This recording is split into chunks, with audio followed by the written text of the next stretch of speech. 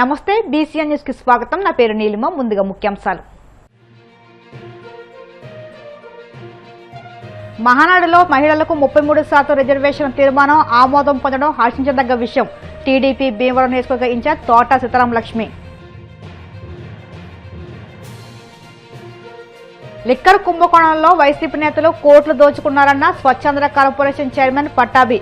ఈ స్కామ్లో అన్ని వేళ్లు తాడేపల్లి ప్యాలెస్ వైపే చూపిస్తున్నాయని వ్యాఖ్య.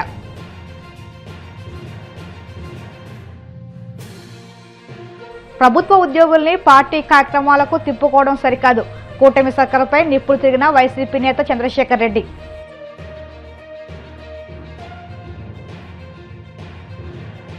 గోవింద నామస్మరణతో మారుమోగిన కోనసీమ తిరుమల. వాడపల్లి వెంకన్న దర్శనానికి పోటెత్తిన భక్తజనం. స్త్రీ శక్తి థీమ్కు అసలైన అర్థం చెప్పేలా మహిళలకు 33% రిజర్వేషన్లు కల్పించడం హర్షించదగ్గ విషయమని రాజ్యసభ మాజీ సభ్యురాలు భీమవరం నియోజకవర్గ ఇన్ఛార్జ్ తోట సీతారాం లక్ష్మి అన్నారు. భీమవరం టీడీపీ కార్యాలయంలో శుక్రవారం ఆమె మాట్లాడారు.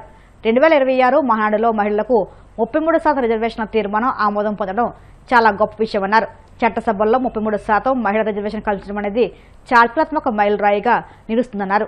చట్టసభలో ఆమోదం పొందకపోయినా టీడీపీ 33% ఇస్తారని అన్నందుకు ముఖ్యమంత్రి చంద్రబాబు నాయుడు, మంత్రి నారా లోకేష్లకు ప్రత్యేక ధన్యవాదాలు తెలియజేశారు. తెలుగుదేశం పార్టీ 2 రోజుల పాటు నిర్వహించిన హైబ్రిడ్ వర్చువల్ మహానాడు 2026 విజయవంతం కావడానికి కృషి చేసిన తెలుగుదేశం పార్టీ నాయకులకు, కార్యకర్తలకు, అభిమానులకు ప్రజలందరికీ ధన్యవాదాలు తెలియజేశారు.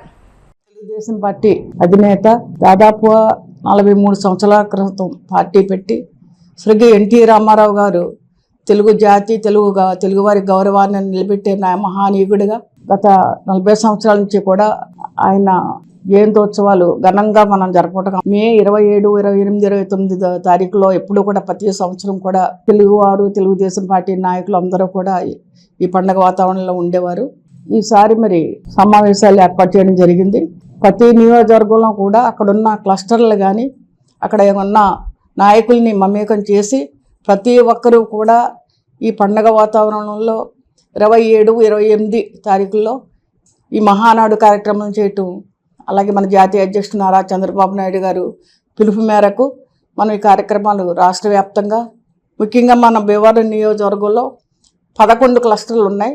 టౌన్లో 6, అలాగే రూరల్లో 3, అలాగే వీరవాసన మండలం వచ్చే 2 క్లస్టర్లు ఉన్నాయి.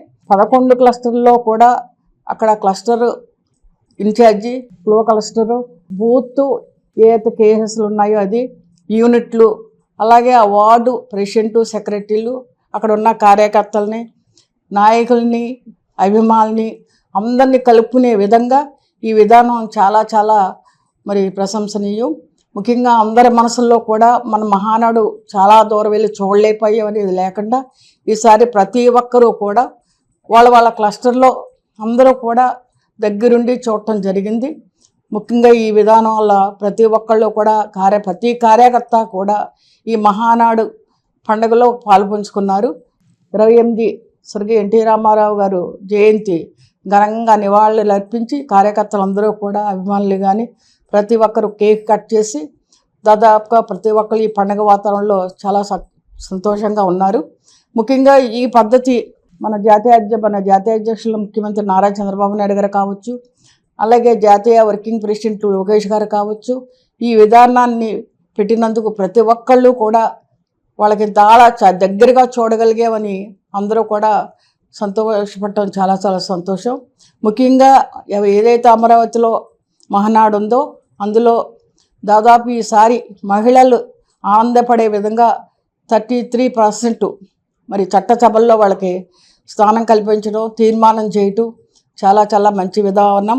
అలాగే మహిళలకు పెద్ద పీట వేసే విధంగా కూడా ఈ మహానాడు మళ్ళీ మహిళా మహానాడుగా మరి తీర్మానం చేయటం కూడా మహిళలందరి తరపున, ముఖ్యంగా తెలుగుదేశం పార్టీ తరపున ప్రతి ఒక్కరికి కూడా జాతీయ పార్టీ అధ్యక్షుడు నారా చంద్రబాబు నాయుడు గారికి, లోకేష్ గారికి, నాయకులందరికీ కూడా అభినందనలు, శుభాకాంక్షలు తెలియజేసుకుని, ముఖ్యంగా నా తెలుగుదేశం పార్టీ జాతీయ అధ్యక్షుడు నారా చంద్రబాబు నాయుడు గారు కానీ, లోకేష్ గారు కానీ కార్యకర్తలకి దగ్గరగా ఉండాలని ఒక నిర్ణయంతో క్లస్టర్ విధానం పెట్టడం మనందరికీ తెలుసు.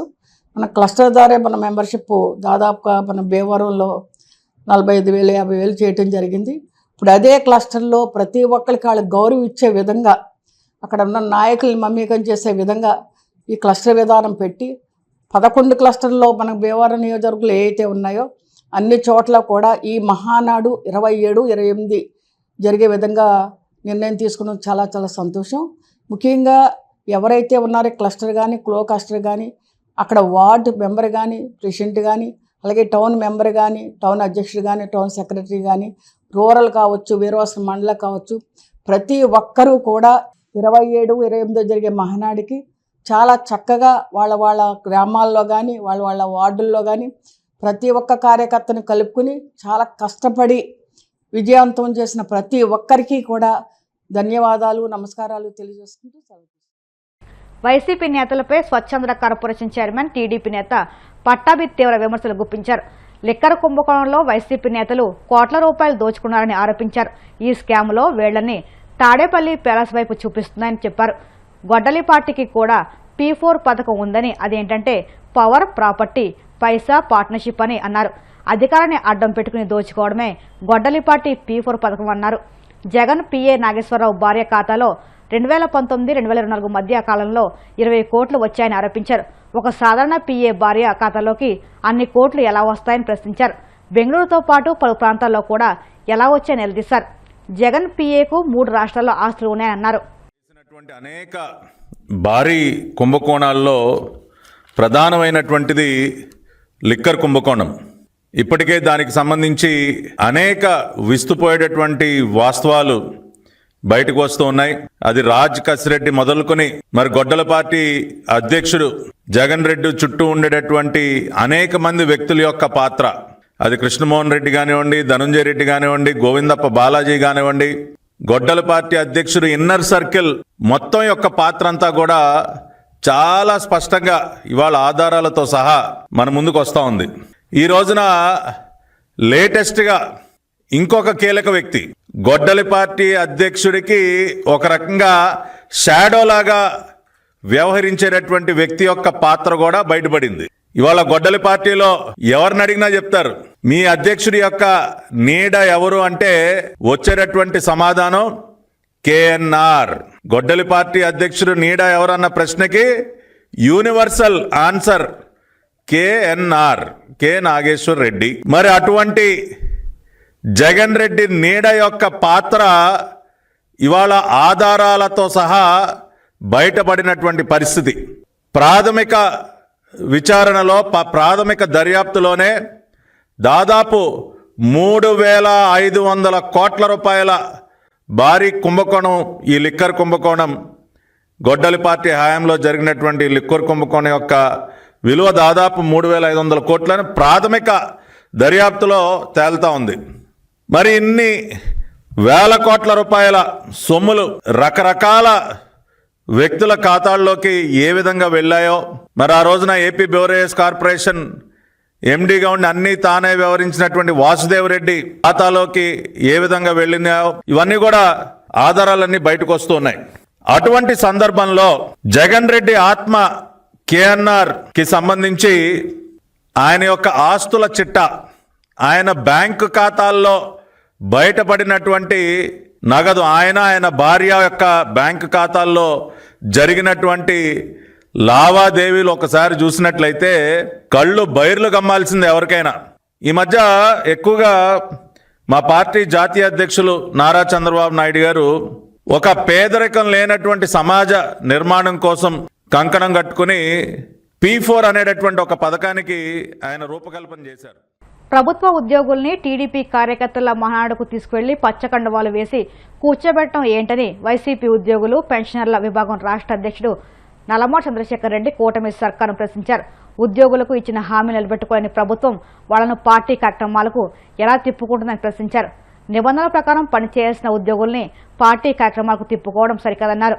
గతంలో చిన్న తప్పిదాలకే ఉద్యోగుల నియమావళి పేరు చెప్పి చర్యలు తీసుకున్నారని, ఇప్పుడు మాత్రం అందుకు భిన్నంగా ప్రభుత్వ పెద్దల వ్యవహార శైలి ఉందని చంద్రశేఖర్ రెడ్డి ఆక్షేపించారు. మహానాడు ఏదైతే జరుగుతూ ఉందో వాళ్ళకి నేను ఈ సందర్భంగా మరొకసారి తెలియజేస్తా ఉన్నా, అయ్యా మీ పార్టీ అనేది సపరేటు, మీ కార్యకర్తలతో మీ యొక్క పార్టీ ఆఫీసుల్లో కానీ లేకపోతే ఇతర ప్రైవేటుకు సంబంధించినటువంటి ఏదో మీటింగ్ హాల్స్ లో కానీ జరుపుకోవాలి తప్ప, లేకపోతే పబ్లిక్ ఏదైనా ప్లేసుల్లోకి పోయి అక్కడ టెంట్ వేసుకున్న మీటింగ్లు పెట్టుకోవాలి కానీ ప్రభుత్వాలు నడిపేదానికి కట్టినటువంటి కార్యాలయాల్లోనూ అదేవిధంగా హాస్పిటల్స్, గుళ్ళు, గోపురాల దగ్గర మీరు మీటింగ్లు పెట్టుకోవడం అనేది పద్ధతి కాదు అని చెప్పేసి కూడా నేను ఈ సందర్భంగా తెలియజేస్తా ఉన్నా. అదేవిధంగా అదే అంతటితో వదలట్లా, ఆ యొక్క కార్యాలయాలను ప్రాంగణాలను వాడుకుంటూ వాళ్ళని కూడా అక్కడ ఉన్నటువంటి ఉద్యోగస్తులను కూడా వాడుకుంటే పోతుంది కదా అనే నెపంతో ఆ ఉద్యోగస్తులను కూడా తీసుకుపోయి వీళ్ళ యొక్క సభలలో కూర్చోబెట్టుకుంటూ ఉన్నారు. అంటే ఆ ఉద్యోగస్తులకి కాండక్ట్ రూల్స్ వర్తించవా? వాళ్ళు మీ పార్టీ కార్యకర్తలా లేకపోతే ప్రభుత్వ ఉద్యోగులా అని చెప్పేసి నేను ఈ సందర్భంగా అడుగుతా ఉన్నా. నిన్నటికి నిన్న ఒక నంద్యాల డిస్టిక్ లో ఒక ఎస్ఐ గారు నంద్యాల డిస్టిక్ లో ప్యాపిలి అనేటువంటి మండల్లో ఒక విలేజ్ లో నిన్న ఒక ఎస్ఐ గారు దర్జాగా స్టేజ్ మీద కూర్చున్నాడు. అది ఏమన్నా అఫిషియల్ ఫంక్షనా? అంటే తెలుగుదేశం పార్టీలలో పార్టిసిపేట్ చేస్తే వాళ్ళకి కాండక్ట్ రూల్స్ వర్తించవా? ఎలా పోతుంది ప్రభుత్వం? నాకు అర్థం కావట్లే. ఈ యొక్క ప్రభుత్వం ఉద్యోగస్తుల్ని సపరేట్ గా చూడాలనా లేకపోతే పొలిటికల్ పార్టీలో కార్యకర్తల్లాగా చూస్తున్నారా అని చెప్పి క్వశ్చన్ చేస్తా ఉన్నా. వ్యవస్థలో ఉన్నటువంటి ఉద్యోగస్తుల్ని ప్రభుత్వంలో ఉద్యోగస్తుల్లో భాగమైనా కూడా పొలిటికల్ వాళ్ళు ఆ పొలిటికల్ పార్టీ యొక్క సభ్యుల్లాగా వాడుకోవడం అనేది సబబు కాదు అని చెప్పేసి కూడా నేను ఈ సందర్భంగా తెలియజేస్తా ఉన్నా. Not only this year, last year also ఇదే టైంలో కడపలో కూడా జరిగింది. కడపలో జరిగినప్పుడు కూడా అక్కడ రెవెన్యూ అధికారులు పర్టికులర్లీ విఆర్ఓలను కొంతమంది తమాషా ఏంటంటే వాళ్ళ అక్కడ విఆర్ఓలను అందరినీ తీసుకుని వచ్చి అక్కడ ప్రాంగణాల్లో పెట్టుకోవడం మూలాన గాలికి అక్కడ ఉన్నటువంటి ఆ టెంట్లు అవన్నీ కూడా కూలిపోయి గాలికి వాళ్ళ మీద పడి తలల పగిలి అంతా హాస్పిటల్ ఫాల్ అయ్యారు. లాస్ట్ ఇయర్ కూడా ఇదే సమయంలో నేను ప్రభుత్వాన్ని క్వశ్చన్ చేశా, అసలు ప్రభుత్వ ఉద్యోగుల్ని మీరు ఎందుకు ఈ యొక్క సభలలో మీరు ఇన్వాల్వ్ చేస్తా ఉన్నారు అని చెప్పేసి. అంతేకాదు జిల్లా లెవెల్లో ఉన్నటువంటి అధికారులను కూడా వీళ్ళు మరీ బ్యాడ్జీలు ఇచ్చి కార్యకర్తల్లాగా ఆ యొక్క అక్కడ కూర్చోబెట్టు. లాస్ట్ టైం డిఎంఎండ్హెచ్ఓ కడపను కూడా ఆ యొక్క కడప మహానాడులో కూర్చోబెట్టుకోవడం జరిగింది. అప్పుడు కూడా నేను క్వశ్చన్ చేశా, అసలు వాళ్లకు కాండక్ట్ రూల్స్ వర్తించవా? అధికారులు జిల్లా లెవెల్ అధికారులను కూడా తీసుకొచ్చి మీరు మీటింగుల్లో కూర్చొని పెట్టుకుంటున్నారు. ట్యాగులు వేసి మరి మెడలో పసుపు ట్యాగులు వేసి మొన్నటి నుంచి స్టార్ట్ అయినటువంటి ఈ మీటింగు మొన్న 2 రోజుల్లో కూడా అనకాపల్లిలో ఒక టెంపుల్లో, అనకాపల్లి జిల్లాలో ఒక టెంపుల్లో మీటింగ్ పెట్టుకున్నారు. అదేవిధంగా నెల్లూరు జిల్లాలో కూడా అనంతసాగరం అనేటువంటి మండల్లో మల్లెకొండ స్వామి అనేటువంటి ఒక టెంపుల్ ఉంటే ఆ టెంపుల్లో కూడా వీళ్ళు మీటింగ్ పెట్టుకున్నారు. చిత్తూరులో కూడా ఎంపీడీఓ ఆఫీసులో పెట్టుకున్నారు. ఎక్కడ చూస్తే అక్కడ ప్రభుత్వ కార్యాలయాలకన్నిటికీ కూడా పసుపు జెండాలు కట్టారండి. అసలు తెలుగుదేశం జెండాలు ప్రభుత్వ కార్యాలయాలకు ఎలా మీరు కడతారు, ప్రభుత్వ కార్యాలయాల్లో మీరు మీటింగ్లు ఎలా పెట్టుకుంటారు అని చెప్పేసి కూడా నేను ఈ సందర్భంగా క్వశ్చన్ చేస్తా ఉన్నా. మరి ఇలా లాస్ట్ టైం కూడా మరి చెప్పినప్పటికీ వాళ్ళ దృష్టికి తీసుకొచ్చినప్పటికీ కూడా మరలా చేసుకుంటూ పోతున్నారు. అంటే మాకైతే రూల్స్ వర్తించవు, మేము రూలింగ్ లో ఉన్నాము. ఏదైనా చిన్న మిస్టేక్ జరిగితే మిగతా ఉద్యోగస్తులందరినీ కూడా వాళ్ళకి కాంటాక్ట్ రూల్స్ అని అదని ఇంటికి పంపిస్తా ఉన్నారు. మరి అక్కడ పార్టీలలో మెడలో బ్యాడ్జీలు వేసుకుని మీటింగ్లు అటెండ్ అయినా కూడా మరి వాళ్ళ మీద ఎలాంటి చర్యలు తీసుకుంటున్నది ఈ ప్రభుత్వం అని చెప్పేసి కూడా నేను ఈ సందర్భంగా క్వశ్చన్ చేస్తా ఉన్నా. మరి ప్రభుత్వం ఇక్కడైనా కానీ మానుకోవాలి, ఉద్యోగుల్ని ఇలా పొలిటికల్ మీటింగ్స్ లలో పార్టిసిపేట్ చేయించడం. కోనసీమ తిరుమలగా వద్దులుతున్న వాడపల్లి శ్రీ వెంకటేశ్వర స్వామి ఆలయం భక్తులతో కిటకిటలాడింది. శనివారం స్వామికి ప్రీతికరణ సందర్భంగా ఆలయంలో ప్రత్యేక పూజలు నిర్వహించారు. స్వామివారి దర్శనానికి వచ్చిన భక్తులకు ఎలాంటి ఇబ్బంది తలెత్తకుండా ప్రత్యేక ఏర్పాట్లు చేసినట్టు ఆలయ అధికారులు తెలిపారు. భక్తులు అధిక సంఖ్యలో హాజరై స్వామిని దర్శించుకుని మొక్కులు చెల్లించుకున్నారు.